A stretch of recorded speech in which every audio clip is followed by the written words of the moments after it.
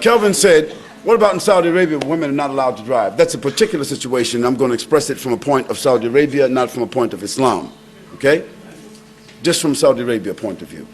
The Mufti, meaning the head of the Supreme Court in Saudi Arabia, looked at a special problem.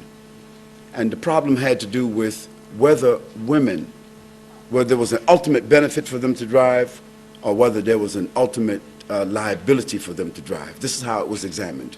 Not whether they should drive or they could drive, whether they have a right to drive or have whatever. It was looked at from this perspective.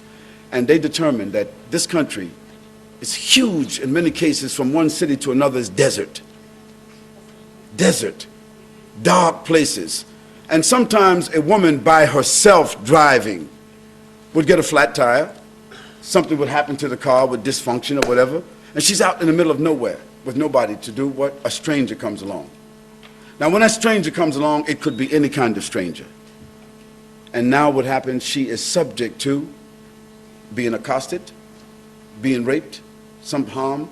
And if nothing happens, he changes her tire, he fixes, but some people roll by and see that man in her car or bending over or whatever, and they get back to her family and her town or her village. And because of their customs, it is said, we saw your mother, we saw your sister, we saw your wife on the road with a strange man. That woman's reputation may be damaged irreparably. Now, it is part of their custom that a woman's reputation means more than anything else.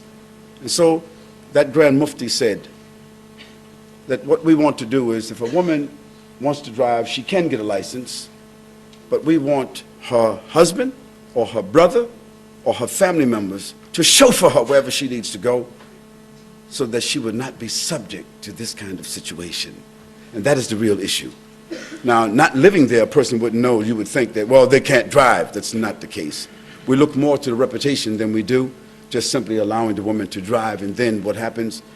They endanger themselves. And now we can see here in the UK, I mean, we can see here in the Western world, for instance, how many rapes do you think take place a week? Not inside the home, but out when a woman is traveling from one point to another. How many rapes do you think take place? I'm a sociologist. If you don't know, I can give you the statistics. The statistics are, in the Western world, that there are 496 rapes that take place every week of women who are by themselves and they are accosted or they are raped or taken advantage of simply because they're by themselves. Now, I'm not suggesting that a law be enacted in the Western world like in Saudi Arabia. I'm saying that we need to look at that issue. Maybe we men in the Western world, we need to chauffeur our women. Well, that's another question, Calvin. I won't give you.